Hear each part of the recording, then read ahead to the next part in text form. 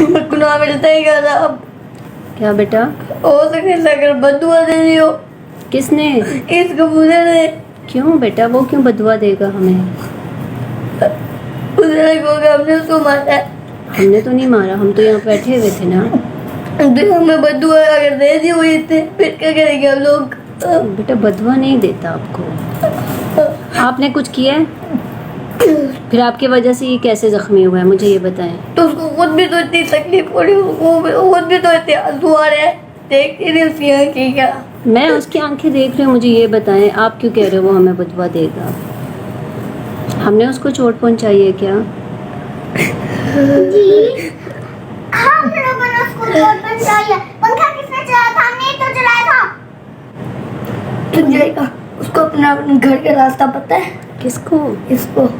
बेटा ये तो बाहर रहते हैं ना। गुड्डू बेटा, गुड्डू वो इधर ही आएंगे सीधा पहले। कौन? उसके माँ बाप। मुझे नहीं पता।